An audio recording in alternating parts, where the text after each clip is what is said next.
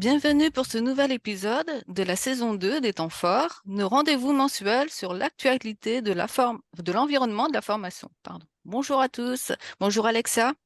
Bonjour Christine, bonjour à tous.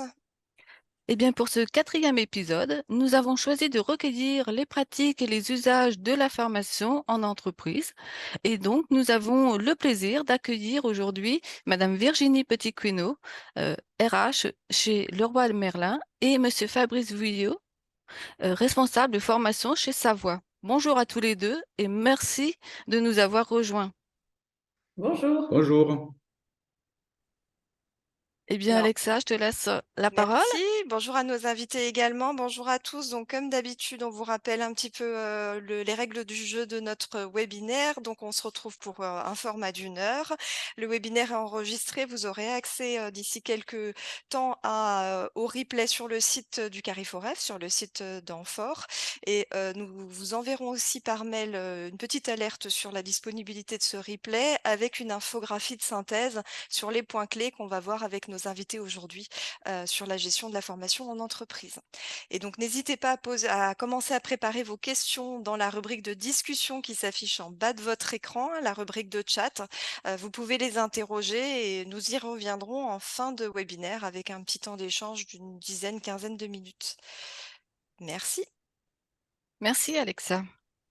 Pour la première question, donc à nos invités, donc selon le baromètre Francis Lefebvre de 2023 sur la formation professionnelle en entreprise, la formation est un enjeu stratégique pour 64% des dirigeants ou RH interrogés.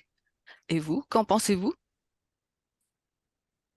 Eh ben, moi, effectivement, ma première réaction, c'est que ouais, 64% des dirigeants considèrent que la formation est un véritable enjeu stratégique.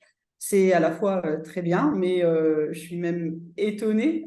C'est encore relativement peu. Je suis assez surprise. Je considère effectivement que la formation est, pour le coup, pour toute entreprise, quel que soit son milieu, est un véritable enjeu au regard, en fait, aujourd'hui du rythme de l'évolution de nos outils, de l'environnement, voilà, enfin, voilà, l'enjeu de la remise à niveau régulière et permanente des collaborateurs est indispensable, je dirais, pour le développement et la performance d'une entreprise. Donc, je suis assez étonnée finalement de ce taux que j'imaginais beaucoup plus important.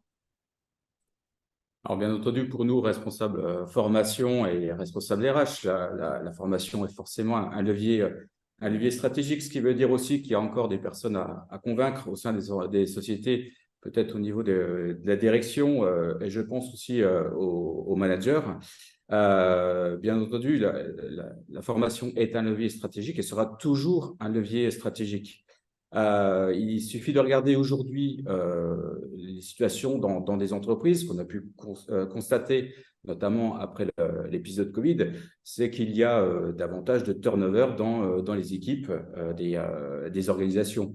Donc, c'est quelque chose qu'on ne voyait pas forcément par le passé. Et c'est justement la place de la formation pour venir apporter un soutien aux organisations et ne pas perdre des compétences ou des connaissances essentielles. C'est également la formation pour justement, s'il y a des nouveaux arrivants, c'est l'occasion de leur montrer que les entreprises prévoient des parcours d'intégration, va donc rassurer ces nouveaux arrivants, mais aussi ça a un objectif de fidéliser les salariés actuels par le fait qu'on se pose en permanence la question quelles sont les connaissances et les compétences dont on a besoin au regard des évolutions très rapides de nos produits et des compétences et aussi par rapport aux besoins des clients.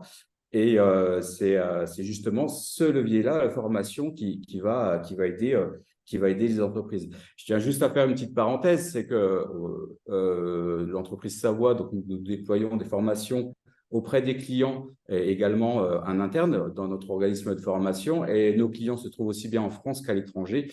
Et je peux vous apporter le témoignage que dans les entreprises étrangères, notamment en Europe, ils rencontrent les mêmes difficultés, ce que j'ai pu constater avec des responsables qui se trouvaient, par exemple, en Belgique ou en Italie. Donc, le turnover est important et la formation est un levier essentiel pour la stratégie de l'entreprise.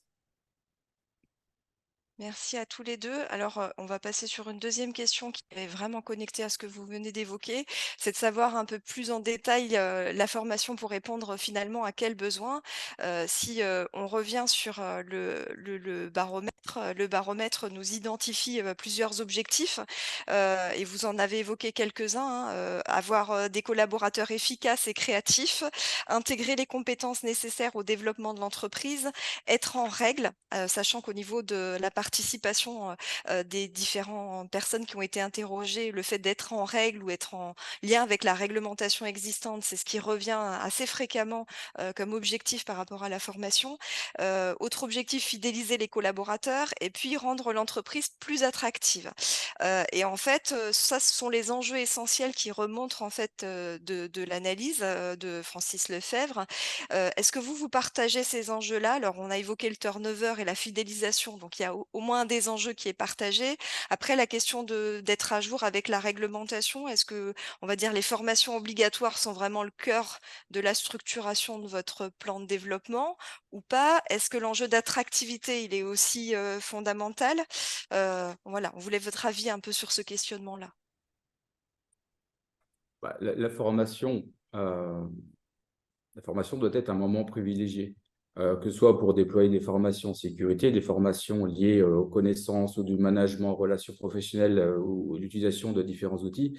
Ça doit être un moment privilégié. Le besoin, bah, bien entendu, le besoin, c'est l'étape essentielle de recueillir le besoin. Et l'autre étape, j'ai envie de dire, c'est la préparation, incluant l'ensemble des prérequis. Et ça, à la fois en tant que manager, en tant qu'organisme de formation, il est important qu'on puisse justement préparer ces étapes parce que derrière, ça évite un certain nombre d'écueils.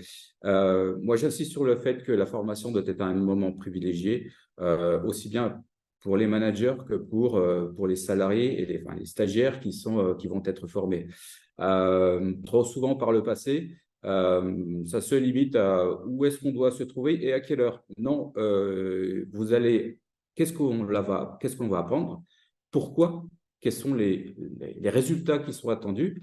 Et aussi, peut-être, quels sont les outils à prévoir ou les prérequis, ne serait-ce qu'avoir un minimum de connaissances sur telle ou telle chose ou avoir l'habitude de travailler dans un tel ou tel contexte. Donc, tout ça, pour moi, ce sont des vérifications qui sont à réaliser pour que, justement, le besoin de formation on ait une bonne réponse aux besoins de formation. Donc, toutes ces vérifications soient faites par le client, les stagiaires, et également l'organisme de formation. Après, tout dépend aussi de la culture d'entreprise au niveau de la formation. Oui, je pense qu'effectivement, bien sûr, être en règle et en conformité avec la législation, c'est juste la base. Donc oui, pour ma part, et pour cacher Laura Merlin, toute une partie en fait du plan de compétences est dédiée, je dirais, à se mettre en conformité. Mais ça, je dirais que c'est juste le socle. Et pour moi, on revient sur l'enjeu stratégique de la formation. Il est bien au-delà de ça. Humainement, en tout cas, la formation, je considère pour moi qu'elle fait partie de l'expérience collaborateur d'une manière permanente tout au long de sa vie, tout au long de son parcours professionnel. En tout cas, c'est indispensable. Alors, c'est vrai que vous disiez tout à l'heure, il y a encore du chemin pour convaincre les entreprises d'une manière générale, les managers, qu'il est important en fait d'investir dans la formation et le développement des compétences des collaborateurs. Et je dirais même les collaborateurs eux-mêmes. Comment en fait les rendre acteurs de leur choix de formation, comment les impliquer en fait dans cette détection de besoins au-delà de la mise en conformité des formations hygiène, sécurité. Pour moi, c'est un vrai item de l'expérience collaborateur qui fera que le collaborateur s'intégrera et sera embarqué rapidement dans son métier, et donc sera efficace plus rapidement. Et puis, tout au long de sa vie, va pouvoir en fait trouver une source de développement, d'épanouissement professionnel, ne pas subir une formation comme on en échangeait précédemment, ne pas subir une formation, mais au contraire être complètement acteur de son choix. Je pense qu'il n'y a rien de mieux pour un intervenant dans une formation quand il introduit, enfin, qu'il fait son introduction et qu'il demande aux participants, aux stagiaires, si, ben voilà, pourquoi ils sont là, ben de dire, de s'entendre dire, voilà, que le salarié dise, ben ouais, je l'ai pleinement choisi, c'est mon choix et je sais ce que je viens chercher, je sais comment je vais pouvoir utiliser ce que je vais apprendre et le mettre en œuvre, ben, c'est hyper, voilà, c'est hyper plaisant. Donc oui, pour moi, l'item le plus important, c'est la fidélisation des collaborateurs et puis développer tout au long de leur parcours leur épanouissement professionnel. C'est une des raisons en fait de durabilité des collaborateurs dans l'entreprise, et plus on va durer, plus on va capitaliser sur les compétences acquises, renouveler les compétences qui doivent être renouvelées. Et puis, je dirais, on parlait de turnover tout à l'heure, ben oui, le dernier item, alors qui semble un petit peu moindre dans l'enquête, qui dit rendre l'entreprise plus attractive, ben oui, c'est parfois un critère de choix des collaborateurs. Moi qui fais régulièrement des entretiens de recrutement, ben, ça peut être un item de choix, de différenciation d'une entreprise qui va proposer tout au long du parcours professionnel des formations régulièrement. Je pense que tout collaborateur, tout salarié voilà, doit bénéficier voilà, de 20-30 heures de formation par an. Voilà, pour moi, en tout cas, et chez Leroy Merlin, c'est le minimum, quoi. Mais donc voilà, sur ce panel de besoins, bien sûr, ils sont tous justifiés, mais les temps et l'actualité et le contexte de nos entreprises fait qu'on doit absolument aller au-delà de la simple mise en conformité. Oui, je rajouterai également que la détection des besoins et la mise en place des actions de formation sont importantes. La réflexion que l'on doit avoir, c'est je dois déployer de la formation, mais dans quel environnement je vais déployer la formation? Dans quel contexte l'entreprise se situe? Quelle est sa situation? Est-ce qu'elle est prête à déployer la formation? Comme l'a dit Virginie, il y a des salariés qui arrivent mais qui ne savent pas pourquoi, donc il y a l'aspect de communication qui est à faire au préalable, mais soit le responsable formation, mais également, je dirais, les organismes de formation doivent connaître le terrain et doivent connaître les formations. C'est important de bien maîtriser son offre de formation parce que les échanges qu'on va avoir au préalable, soit avec des managers, avec des stagiaires, on est déjà en train de leur expliquer ce qu'ils vont apprendre. Donc, on est déjà en train de faire un teaser avant la formation. Donc, ce qui veut dire que sans avoir reçu une quelconque convocation, ils sont déjà dans l'action de formation. Donc, ils vont forcément avoir une motivation plus importante. Donc, connaître le terrain, connaître ses formations, ça va au-delà je veux dire, du souci même commercial. Si on se met à la place d'un organisme de formation pour mieux vendre, c'est surtout être capable de faire des liens et des liens essentiels pour déployer les formations, aussi prendre en compte les retours des stagiaires, des formateurs aussi, pour peut-être aussi identifier des pistes d'amélioration. Et là, Calliope aide énormément les organismes de formation pour cela, c'est-à-dire se poser les bonnes questions, faire une introspection des formations qu'on a délivrées et qu'elles soient aussi bien dans le cadre d'une mise en conformité pour fidéliser les collaborateurs ou autres. C'est important qu'il y ait toujours cette prise de recul, cette introspection des actions de formation pour dire quelles nouveautés on va lui apporter et quelles sont les améliorations ou tout simplement une confirmation. Et une fois qu'une formation est bien lancée, en général, le bouche à oreille, ça fonctionne pas mal. Merci. Alors ça veut peut-être dire, je rebondis sur ce que vous venez d'évoquer, ça veut dire connaître le terrain. Est-ce que vous pensez que ça veut dire qu'il faut vraiment qu'on soit sur de la construction sur mesure?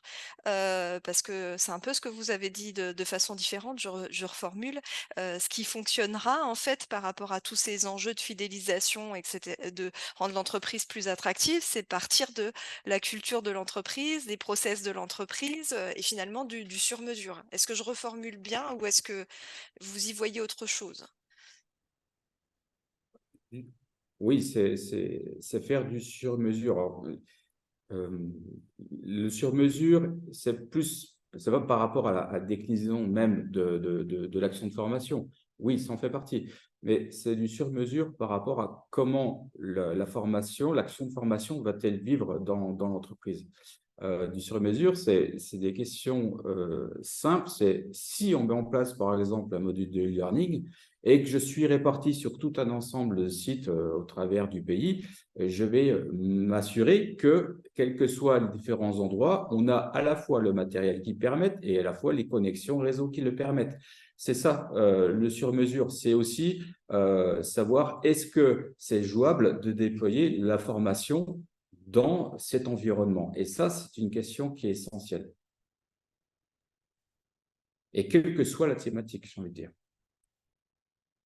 Oui, et Merci. puis je pense aussi que le sur-mesure, alors il va bien sur la partie, quand on déploie des formations, on en parlera après, je crois, sur la partie interne, mais quand on est avec, et c'est le cas chez nous aussi, on fait appel à des prestataires externes, c'est vrai que c'est toujours le point d'achoppement de se dire comment est vécue la formation par un prestataire externe qui finalement apporte un vrai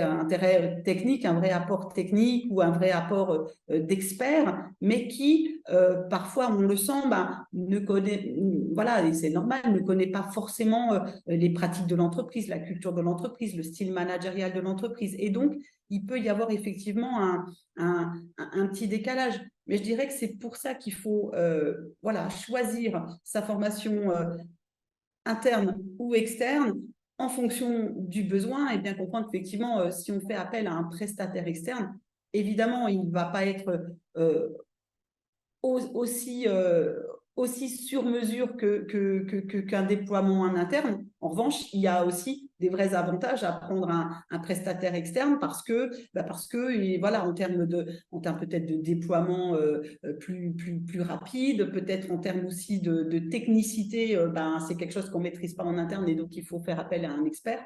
Donc, voilà, le sur-mesure, c'est intéressant aussi d'avoir peut-être, enfin, moi je le vois de temps en temps par expérience, quand on fait appel à un prestataire, à un cabinet extérieur, ça apporte aussi un regard peut-être d'étonnement, peut-être voilà, des regards croisés qui sont aussi profitables et pour la ligne managériale et pour les stagiaires en formation.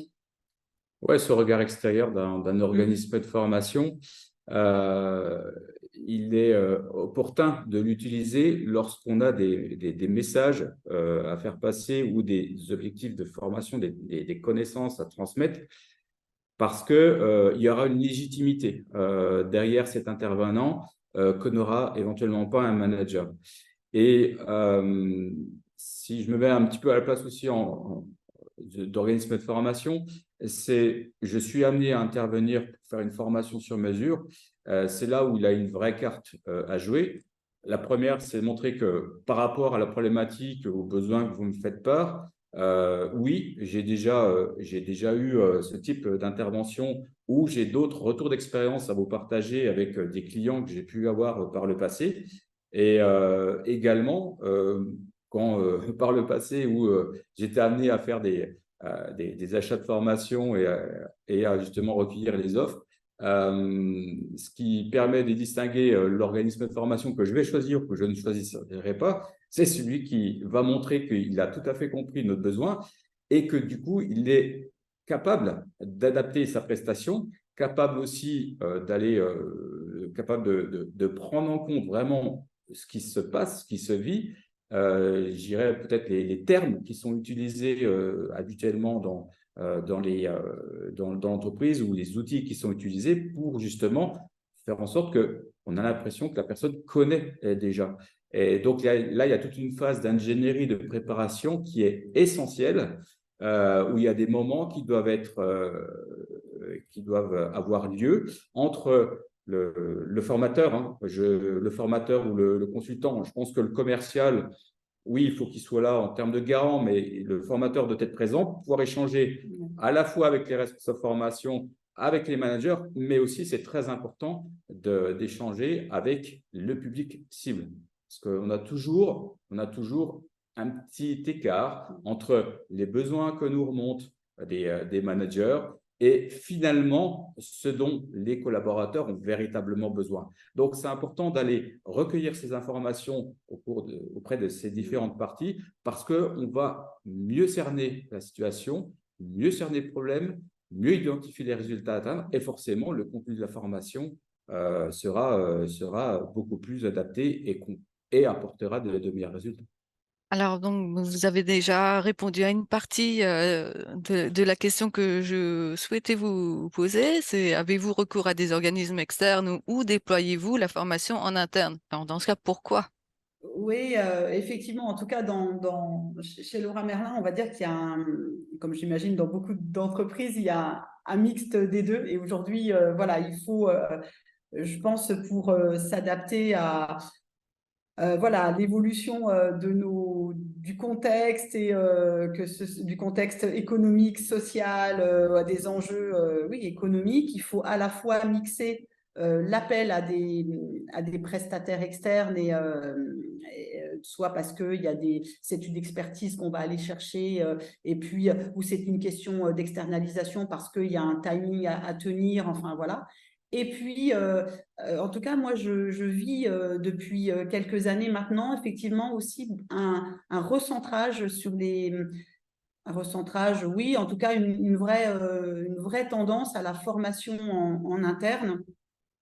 Mais encore une fois, hein, ça reste mixé. Je trouve l'intérêt de la formation en interne et que on va aussi finalement, souvent les formateurs en interne vont être soit des responsables de formation, mais surtout en fait, on va faire appel à la ligne managériale et en fait, ça va provoquer déjà un déploiement de compétences des managers qui, voilà, ça peut faire partie de leur mission, de leur métier, mais une opportunité en fait de se mettre en situation et d'exercer. Et puis deux, ça va les engager, les impliquer en fait dans un process de formation où ils vont avoir à développer de la pédagogie, ils vont avoir à développer de l'interaction avec un type de population peut-être qu'ils ne côtoient pas au quotidien. Et donc, en fait, ça va créer voilà, une sorte d'interconnexion, de coopération, de collaboration, de solidarité au sein de l'entreprise. Sentiment d'appartenance aussi. C'est ça, ouais. Et donc, effectivement, je trouve aussi beaucoup d'intérêt à déployer, quand le besoin est OK avec ça, toute une partie de formation interne. Ça veut dire aussi qu'il faut faire appel à des cabinets externes pour s'assurer aussi que les managers soient de bons formateurs. Et donc, là, il va falloir aussi les former. Et là, pour le coup, voilà ça. Donc, en fait, je pense, une alternance permanente entre la formation interne, la formation par des organismes extérieurs et que le mixte est de bonne augure. C'est vrai que quand on déploie des actions de formation en interne, soit on dispose des compétences au sein de l'entreprise qui ont des compétences pédagogiques ou d'ingénierie de formation qui réalisent justement ce travail d'accompagnement des formateurs ou des managers, ou alors c'est faire appel à un organisme extérieur qui, au-delà effectivement d'une formation de formateur, mais soit aussi avec eux, aussi bien dans la conception même de la formation, le déroulement de la formation, et même être là lors des premières sessions, faire des débriefings et faire en sorte que au bout du compte, la formation soit une formation, je veux dire, qu'on peut mettre en mode croisière, qu'on mette sur des rails. Une fois qu'elle est sur des rails, hormis le fait de se poser question régulièrement, est-ce qu'on est toujours, est-ce qu'il n'y a pas une évolution, une modification, un ajustement à réaliser? Sinon, on déroule. On déroule avec les formateurs internes et on déroule avec le contenu habituel. Donc, c'est important justement la formation interne, c'est-à-dire qu'on a ce socle-là qui existe de formation. C'est une base qui est quand même essentielle sur laquelle on peut s'appuyer. Formation interne, c'est des choses qu'on peut déployer rapidement, budgétairement aussi, c'est beaucoup plus intéressant. Et à partir de ce socle de différentes actions de formation, c'est comme ça que l'on constitue aussi une offre de formation en interne. C'est ce que nous faisons actuellement chez Savoie, c'est que les connaissances et les compétences cœur de métier sont celles qui font l'identité même de l'entreprise. Pour nous, c'est important, et je pense que pour d'autres entreprises aussi, que ces transferts de connaissances et compétences cœur d'entreprise soient réalisés par le biais de formation interne. Alors, on s'appuie sur des formateurs internes, on s'appuie aussi sur différents types de référentiels. Aujourd'hui, on verra avec, je pense, la dernière question, c'est bien déterminer la modalité de formation entre les différentes, entre l'e-learning ou autres types de modalités qui permettra de réaliser cette formation en interne. Donc, formation interne d'organismes de formation, je veux dire les deux. Tout dépend du besoin, tout dépend des objectifs qu'on recherche à atteindre et tout dépend des moyens dont nous disposons, aussi bien des moyens en termes de compétences et des moyens financiers. Bien entendu, ça rentre énormément en ligne de compte. Alors, vous avez effectivement posé la question des modalités. Ça va être notre question suivante qui fait du lien puisque toutes les questions vraiment sont connectées. Donc, on comprend un mixte au niveau de la construction du plan de développement des compétences entre le recours à des formateurs internes qui sont plutôt dans des logiques de manager et qu'il faut peut-être former à l'externe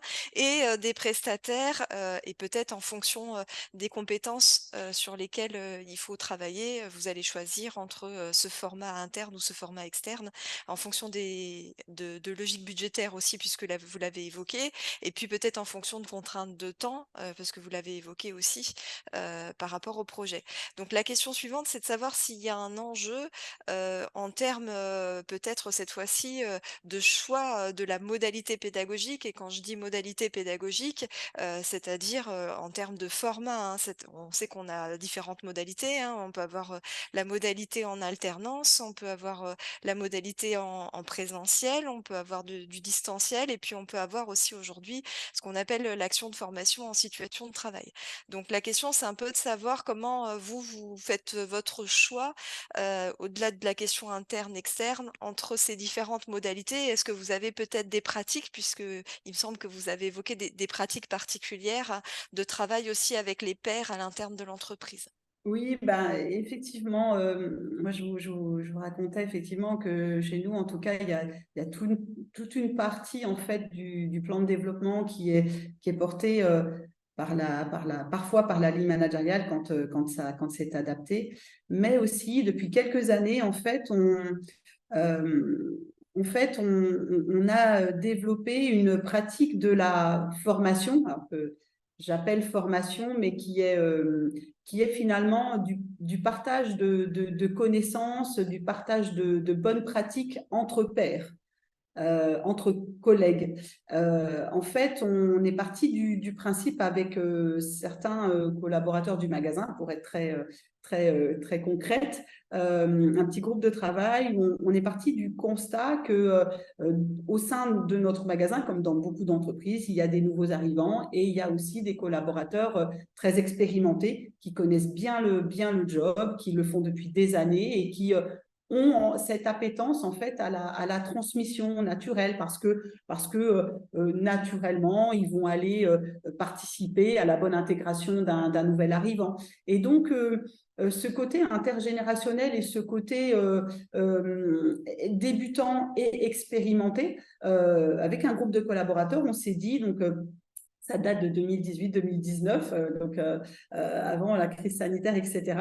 On s'était déjà dit, pourquoi en fait ne pas davantage formaliser ces échanges entre pairs, entre collègues, le faire, au-delà de le faire de manière un peu spontanée, entre deux, voilà, le temps d'une pause ou voir le temps sur le poste de travail, mais entre deux clients et voilà, et sur des choses qui ne sont pas forcément très cadrées. On s'est dit, on va le rendre dans le cadre, donc avec un outil qu'on a créé, qui est une plateforme digitale, où tour à tour, les collaborateurs y ont accès, soit en tant qu'apprenant, parce que je vais venir chercher un item, une bonne pratique, l'arrivée d'un nouvel outil que je ne maîtrise pas bien, l'arrivée d'une nouvelle technique autour du produit que je ne maîtrise pas bien, l'arrivée d'un nouveau geste logistique que je ne maîtrise pas bien. Donc, je vais venir m'inscrire en tant qu'apprenant sur cette plateforme. Et puis, bien sûr, pour que cette plateforme tourne, on a sollicité les collaborateurs expérimentés, ou en tout cas expérimentés. Ça peut être aussi des collaborateurs récents, mais qui maîtrisent bien un geste métier et qui vont venir s'inscrire en tant que formateurs. Alors, vous allez me dire, mais comment ça, ils forment? Mais en fait, alors, je ne prétends pas, encore une fois, que ce soit de la formation et toute la question après de l'enregistrement et de la traçabilité, mais on l'a déployé, ce projet, non pas forcément pour être, pour être complètement dans les cordes, en fait, de la traçabilité, de la formalisation de la formation, mais on l'a déployé pour au moins deux raisons. C'est-à-dire, la première est que tout collaborateur qui est en recherche, en fait, d'un partage d'une bonne pratique, d'un bon geste, il puisse aller chercher qui il y a au sein du magasin de manière rapide, de manière quasiment instantanée, à quelques semaines près, le temps juste de l'organisation, de manière fluide avec un collègue, en fait, où je peux poser des questions, je l'ai quasiment en temps réel, ma réponse. Ça, c'est le premier avantage, c'est donc faire en sorte que tous les nouveaux collaborateurs ou tous ceux qui ont besoin trouvent en face trouvent en face une solution, une solution en face d'eux. Et puis, le deuxième avantage, c'était valoriser, en fait, les collaborateurs qui détiennent des compétences et qui ont ce supplément d'âme de dire j'ai envie de transmettre, j'ai envie d'expliquer comment je fais à d'autres collègues. Et donc, cette valorisation des compétences, de dire, tu n'as pas besoin d'être un formateur expert, mais tu es juste capable alors, en général, chez nous, ça s'appelle Check. C'est un outil de formation digitale, une plateforme collaborative qui va mettre en lien, en fait, un collaborateur expérimenté avec un collaborateur qui a besoin de formation. Ils vont s'isoler, ils vont se mettre, c'est très rapide, hein, c'est un format d'1 heure à 3 heures, ensemble, au calme. Ils vont regarder en général un outil, ils vont se mettre sur informatique, où ils vont échanger des bonnes pratiques et repartir. Et en fait, ça a finalement aussi une vertu qui est celle de, encore une fois, de créer de l'interconnexion, du maillage, de la solidarité entre collègues, des collègues qui peut-être ne se seraient finalement jamais croisés parce que je reste avec le fait que je sais toujours pas faire ce geste-là, et puis le collaborateur expérimenté qui dit moi je sais le faire, mais finalement à part me servir à moi, voilà, ça sert à personne d'autre. Et cette mise en place, cet outil de connexion, en fait, n'a pour moi peut-être pas une vertu de quantification et de rentrée des heures de formation, mais ça a au moins la vertu d'intégrer de nouveaux collaborateurs rapidement, de valoriser des collaborateurs expérimentés, et puis de créer cette collaboration et cette envie de transférer du savoir, aussi un peu de culture d'entreprise, qui est clairement celle-ci chez nous, je laisse personne sur le bord du chemin, j'embarque tout le monde. Et donc voilà, ça c'est vrai que c'est quelque chose qu'on peut, voilà, qui mériterait. Alors nous, voilà, on l'a fait au sein de notre magasin. D'ailleurs, on l'a partagé chez Leroy Merlin et ça a aussi fait des émules dans d'autres magasins. Donc on l'a déployé. C'est parti à Angoulême, c'est parti autour du magasin d'Annecy, Annemasse. Enfin voilà, on a déployé notre idée, notre projet. Mais je pense que ça peut être clairement fait ou organisé au sein d'autres entreprises. Alors peut-être avec l'aide justement de cabinets externes qui pourraient simplement euh, lancer l'idée et puis simplement coordonner la mise en musique, je dirais, de ce partage de compétences. Je trouve que ce qui a été déployé par Leroy Merlin, comme le vient de raconter Virginie, je trouve que c'est une très belle démarche.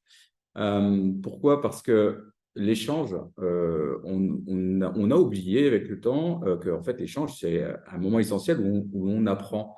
Combien de fois dans la vie de tous les jours, un simple échange ou passer 5 minutes avec une personne, finalement, on a appris quelque chose, on a su réaliser derrière un geste. On le fait ça depuis que nous sommes tout petits.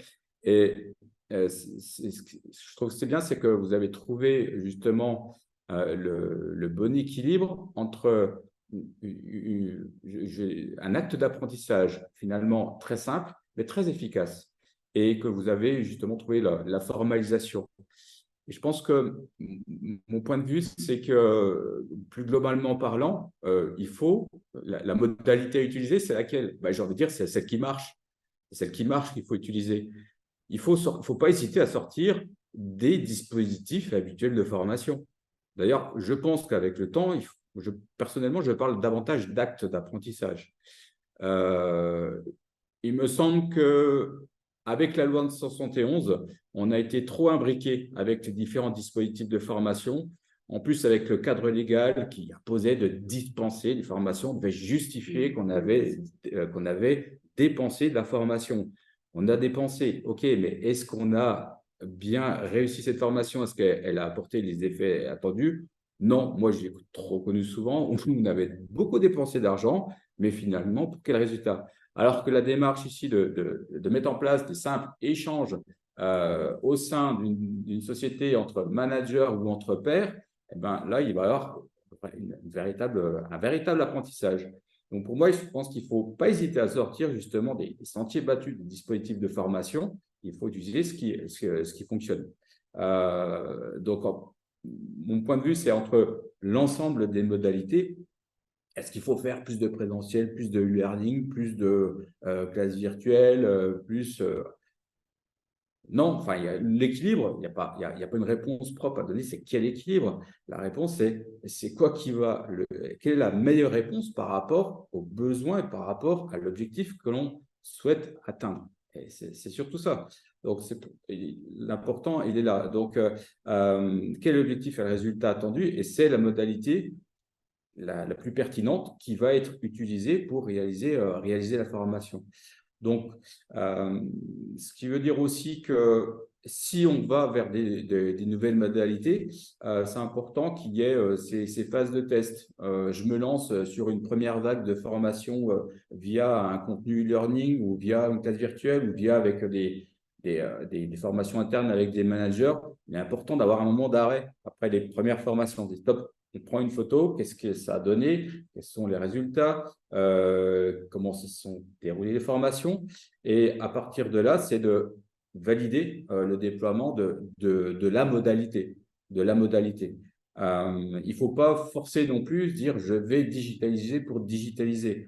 Non, mais est-ce que finalement, ça ne va peut-être pas apporter plus de problèmes qu'autre chose? Il est peut-être des fois préférable d'avoir un très bon formateur interne devant soi qui, en 2 heures, va vous expliquer et les personnes vont comprendre très bien que de se lancer dans un développement d'une formation e-learning qui peut vous coûter très cher et pour lesquelles les personnes n'auront peut-être, si c'est mal conçu ou pas, il n'y aura pas tous les éléments qui favorisent l'engagement, qui favorisent que les stagiaires vont suivre, ça va coûter beaucoup d'argent et puis pour un résultat qui sera moindre. Donc, c'est pour ça qu'il faut bien tout peser, tout mettre dans la balance. la bonne modalité, je veux dire, elle n'existe pas, c'est celle qui va fonctionner. Et puis, je pense qu'il y a un dernier point, c'est qu'il faut penser à la transformation. C'est-à-dire, OK, vous avez appris, mais est-ce que vous avez été capable de mettre en pratique et mettre en place ce que vous venez d'apprendre? Et la transformation, là, je pense qu'il y a encore des marges de progression parce qu'on a tendance à ne pas mettre en place directement et tout de suite derrière les actions de formation. Il y a une déperdition qui se fait naturellement au bout d'un certain temps. Si on ne se met pas tout de suite dans la transformation, ça risque d'être peine perdue pour la formation. Et je pense aussi, plus globalement parlant, les actes d'apprentissage, il ne faut pas hésiter non plus à avoir une réflexion sur des actes d'apprentissage courts, mais à répétition. La rétention sera meilleure et ça donne aussi un parcours de formation. C'est ce que nous avons essayé de faire chez Savoie, à savoir qu'on a établi des référentiels de connaissances et compétences par rapport à notre cœur de métier. Notre travail, c'est justement de concevoir des formats courts d'apprentissage, peu importe la modalité, mais qui se succèdent. Et cette succession de formats d'apprentissage font qu'au bout du compte, on arrive à combler et à alimenter tout un référentiel de compétences. Oui, je rebondis sur ce que dit Fabrice. C'est vrai que dans les modalités, on entend aussi voilà, la manière dont on partage les compétences, dont on les transmet, mais il y a aussi dans les modalités l'idée en fait de la temporalité et du rythme de la formation. Et c'est vrai que moi, ça fait plus d'une vingtaine d'années que je suis dans les ressources humaines et je voyais bien, voilà, il y a encore plus d'une dizaine d'années, on était beaucoup sur des formats traditionnels de départ en stage, où on allait partir une semaine en formation, donc avec bien évidemment les coûts pédagogiques qui vont avec, les coûts de déplacement, les coûts d'hébergement, et finalement, enfin, c'était le périple de l'année, quoi. On partait une semaine en stage, et aujourd'hui, très clairement, avec le rythme dans lequel en fait nos entreprises ont à s'adapter en permanence à de nouveaux outils, à de nouvelles concurrences, à de nouvelles organisations de travail. Effectivement, privilégier en fait des formats plus courts, plus réguliers, c'est exactement ce que vous disiez, mais moi je le vis vraiment. Effectivement, le côté mixer le digital avec le présentiel, c'est-à-dire faire un petit point digital avant simplement pour s'assurer d'une remise peut-être à niveau au départ en fait d'être bien sûr voilà sur quel socle on part et puis engager ensuite le présentiel. Vous avez raison, moi je suis assez d'accord de dire que ce soit un formateur d'ailleurs externe ou interne, mais le contact en fait avec voilà, le formateur est quand même, on parlait de sur-mesure tout à l'heure, être quand même capable de répondre à des questions. Le digital, il sait, enfin si avec les classes virtuelles, mais c'est quand même beaucoup moins fluide. Donc en fait, que ce temps de formation soit, enfin aujourd'hui, il est clairement beaucoup plus morcelé. Plus régulier. Avant, on partait en formation, on partait quasiment 28 heures, 35 heures de formation d'un bloc. Et aujourd'hui, eh bien, on va avoir des séquences plutôt de demi-journée, voire de journée, mais étalées tout au long de l'année. Et ça permet aussi, je trouve que, notamment par rapport, là, cette fois-ci, aux organismes, aux formations qui émanent d'organismes de formation externes, cet engagement de dire je reviens régulièrement ou je reviens quelques mois après pour voilà, refaire une passe et vérifier la mise en œuvre et voilà, l'intégration de l'apprentissage. Ça a aussi une vertu, je trouve, c'est une preuve aussi de qualité, c'est une preuve d'engagement dans le suivi. Enfin, voilà, cette temporalité, elle devient finalement, voilà, il faut que ce soit des outils, à mon sens, plus fluides, plus courts et plus rythmés. Ben, un peu comme en fait notre société aussi évolue aujourd'hui. Il faut que tout soit plus flash, plus rapide, quasiment immédiat. Et donc, cette immédiateté, elle doit s'intégrer aussi dans nos formats d'apprentissage. Ouais, et puis l'intérêt, c'est aussi que c'est beaucoup plus adapté par rapport aux contraintes organisationnelles, aux contraintes d'activité de production. C'est combien de fois on peut rencontrer des stagiaires qui nous disent ils sont dans autre chose, leur état d'esprit est pris par rapport aux problématiques qu'ils ont à résoudre aujourd'hui. Vous ne l'aurez pas avec vous, à moins qu'il arrive vraiment à déconnecter ou le formateur est capable d'aller chercher pour qu'il soit vraiment engagé. C'est pas une perdue. Donc, c'est pour ça que ces formats courts, ils savent qu'il y a un début, une fin assez proche. Donc, du coup, il sait qu'il aura du temps par la suite pour se consacrer à d'autres problématiques quotidiennes de son activité professionnelle.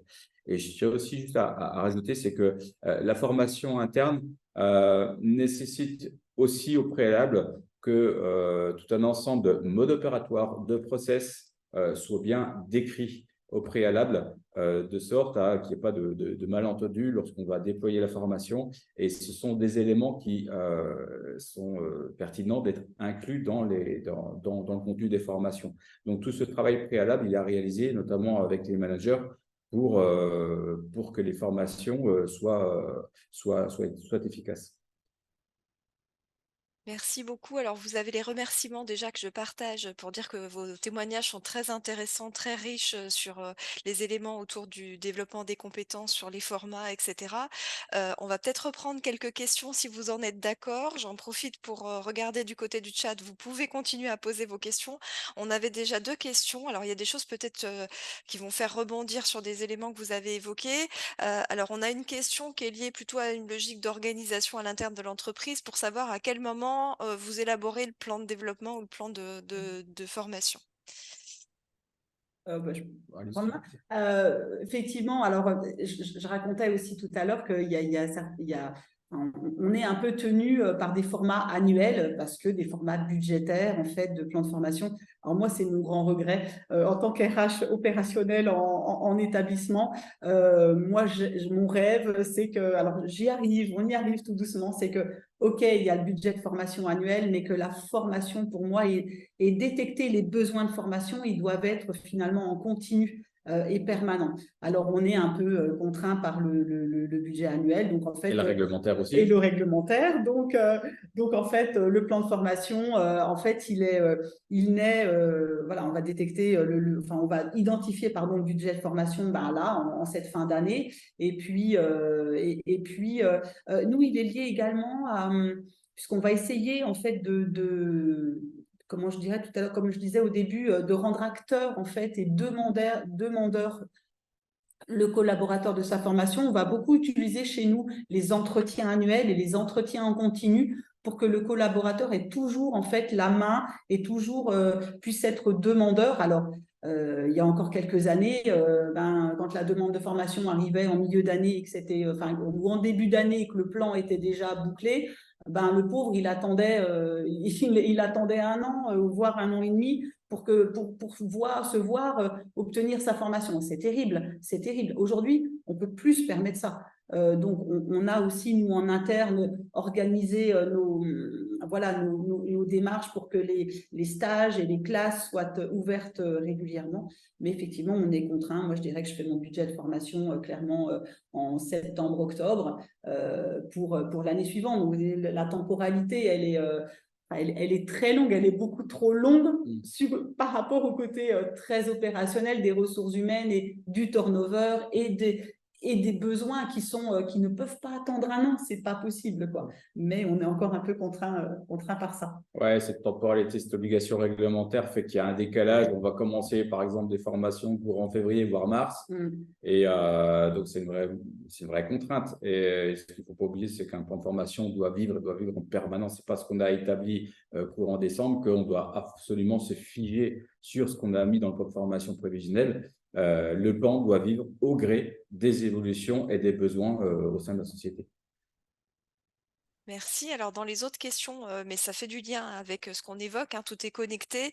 Il y avait un questionnement sur comment faire, selon vous, pour rendre les salariés acteurs. Alors, je pense que vous avez déjà donné pas mal d'ingrédients sur cette question-là, par rapport au choix des modalités, par rapport aux entretiens aussi que vous venez d'évoquer. Est-ce que vous auriez d'autres choses par rapport à cette question sur le fait de rendre acteur le salarié? Oui, alors nous, en tout cas, c'est quelque chose, moi, qui me tient énormément à cœur depuis plus d'une vingtaine d'années, voilà, en tant que RH opérationnel. je suis à la fois parfois extrêmement surprise. Enfin, je ne suis pas naïve, mais surprise par le fait que globalement, allez, je dirais qu'il y a à peine allez, un quart des collaborateurs d'une entité qui vont s'intéresser à leur choix de formation spontanément et s'intéresser à leur développement. Je ne veux pas dire qu'ils sont intéressés à leur métier, mais qui vont... et je suis à la fois, je me dis toujours, je suis quand même hyper étonnée que quand on offre complètement, comme chez nous, la possibilité de faire ta demande de formation en direct sans même passer par ton manager, enfin, eh ben, en fait, non, il n'y a pas forcément, naturellement, il n'y a pas d'intérêt manifeste à, à, à s'occuper de soi dans son développement, dans son épanouissement. Et le rôle du manager, ben, il est de mettre sa casquette un peu de coach, un peu de, et puis d'aller dire, ben voilà, tu as besoin de quoi, et moi je serai toi, voilà, et peut-être que travaille la technique de l'informatique, des techniques, alors nous, chez nous, de vente, du management, du développement personnel, de la connaissance de soi. On a toute une offre de formation incroyable et je suis toujours très étonnée voilà, par le fait qu'effectivement, donc, comme le dit voilà, cette personne qui fait la remarque, ben, oui, c'est difficile d'engager les collaborateurs dans le choix de la formation, quand bien même on leur permette en fait, de le faire spontanément.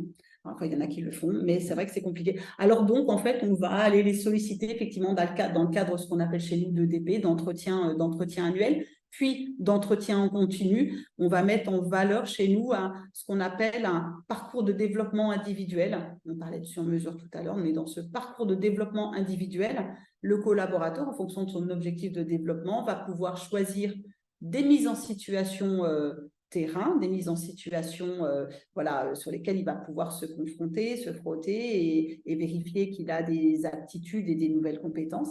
Il va pouvoir choisir des formations. Il va aussi pouvoir choisir des chemins comme un peu plus spécifiques, comme la VAE, comme des bilans de compétences, etc.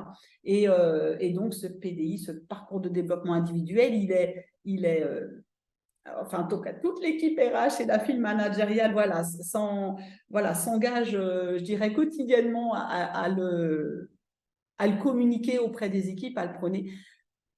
Ça fonctionne, ça fonctionne, mais moi, je trouve jamais aussi, enfin, je suis toujours assez étonnée, voilà, que globalement, faut vraiment aller chercher les collaborateurs parce que partir en formation, c'est aussi peut-être un peu se remettre en cause, c'est aussi se repartir à zéro, c'est se dire, bah, je suis pas tout à fait, enfin, c'est des schémas mentaux, hein, mais que je suis pas tout à fait au clair, il faut que je me... Ah, ça veut dire que je suis pas tout à fait, voilà, au niveau. Mais c'est pas grave, c'est la vie. Que l'on ait un catalogue formation interne ou une offre de formation interne, pour rendre acteurs les salariés, donc c'est une condition, je dirais, nécessaire d'avoir une offre de formation interne. Par contre, ce que des responsables de formation doivent réaliser, c'est mettre sa casquette de VRP. Et quand je parlais tout à l'heure, il faut aller sur le terrain, connaître son environnement, il ne faut pas hésiter à aller sur le terrain et puis discuter. Au fait, tu sais qu'on a telle formation qui existe, ça peut t'intéresser. Ah oui, je ne savais pas, ben voilà. Donc, il faut réaliser ce travail-là pour le rendre également acteur. Il ne faut pas attendre le moment où il dit tiens, je ne sais plus faire ou j'ai une difficulté. Il faut justement lui donner les moyens et qu'il sache que ce n'est pas une contrainte de faire une demande de formation, qu'il y a des services RH qui sont faits là pour ça. Et il faut montrer aussi une certaine adaptabilité, une certaine souplesse dans la réception du besoin et dans le déclenchement de l'action de formation. Je pense que c'est important aussi de montrer cela. Merci beaucoup. Alors, on a une autre question. Alors, vous l'avez presque déjà abordée, mais on n'a pas développé. C'est de savoir si les questions d'accompagnement à la VAE sont encouragées au sein de vos entreprises. Est-ce qu'il y a une démarche particulière par rapport à l'accompagnement, à la validation des acquis d'expérience? De toute façon, les entretiens professionnels sont là pour aborder l'ensemble des dispositifs de formation, dont la VAE. C'est vrai qu'une personne qui doit réaliser une VE ne doit pas se retrouver tout seul. Je peux en témoigner parce que j'en ai fait une il y a quelques années. C'est important justement qu'ils bénéficient de cet accompagnement. Donc encore faut-il qu'ils connaissent le dispositif de VE. Ça rejoint un petit peu ce que je viens d'évoquer un instant. C'est à la fois les managers qui doivent identifier qu'il y a un collaborateur qui a une problématique ou qui a un souhait de faire valoir ses compétences, connaissances par l'intermédiaire d'une certification, d'un diplôme. Une fois que cette identification a lieu, qu'est-ce que l'on prévoit? Alors, ce n'est pas des démarches que l'on va réaliser tous les jours, mais il faut à ce moment-là savoir que l'on peut s'appuyer sur les différents organismes qui pilotent ce dispositif. Au niveau entreprise, ce n'est pas forcément évident d'avoir toutes les réponses. Oui, effectivement, chez nous aussi. Alors, ce sont des pratiques qui se développent.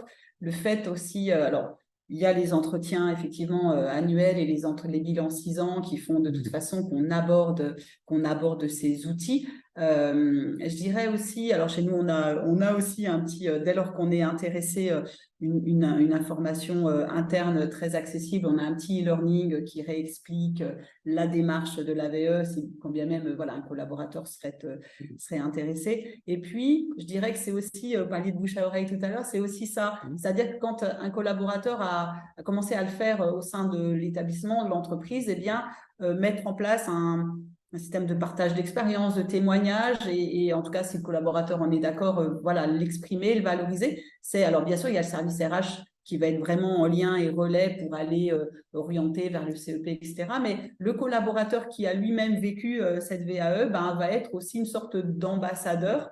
Et ça va faire petit à petit, moi j'en ai eu 1, 2, 3, ça fait un petit peu boule de neige. Voilà. Mais effectivement, l'information est là. Après, voilà, ça se met en place tout doucement. Encore une fois, moi, je trouve que, évidemment, pas suffisamment. Enfin, voilà, on pourra. Toutes les voies en fait de développement, d'épanouissement des collaborateurs pour qu'ils trouvent leur propre utilité. Enfin, il y a rien de mieux que dans son métier se sentir par son entreprise, par son métier, se sentir valorisé, se sentir en développement permanent. Il y a rien de mieux en fait. Donc, je trouve que c'est pas encore assez utilisé. Merci beaucoup. Alors, on a repris toutes les questions. Il est 11h59. On arrive à la fin de notre webinaire.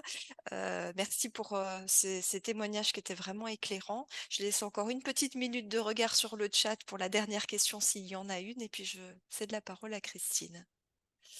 Oui, bien, en tout cas, merci infiniment à nos deux invités d'avoir partagé leurs pratiques et donc à travers les témoignages qu'ils ont pu évoquer, effectivement, nous apprenons aussi des informations qui sont très très intéressantes et je pense que bon, les organismes de formation auront à cœur de prendre en considération justement les pratiques de ces entreprises qui bon, sont amenées à effectivement évoluer dans le temps et on voit bien que bon, le système de la formation évolue en permanence et que bon, voilà, comment les organismes peuvent s'emparer à la fois de ces évolutions, mais aussi des attentes de l'entreprise, parce que bon, c'est hyper important. Donc, merci à vous parce que c'est un témoignage vraiment très, très enrichissant. Merci beaucoup. Alexa, peut-être. Alors du coup, oui, je n'ai pas de nouvelles questions. On a des remerciements dans le chat que je me permets de faire à nos invités. Donc, avant de nous quitter, on va clore le webinaire. Dès que le webinaire va s'arrêter, vous aurez accès à une toute petite enquête avec quelques questions pour mesurer votre satisfaction et puis peut-être nous proposer un nouveau thème pour un prochain temps fort. Donc, on vous remercie avant de nous quitter de ne pas arrêter complètement et de renseigner la petite enquête qui est très précieuse pour nous. Eh bien, merci à tous. Et puis, eh bien, les temps forts vont continuer hein, pour 2024. Nous redémarrons avec un point sur l'actualité de la formation parce qu'on en a vraiment besoin. Et donc, Alexia changera de casquette pour démarrer 2024.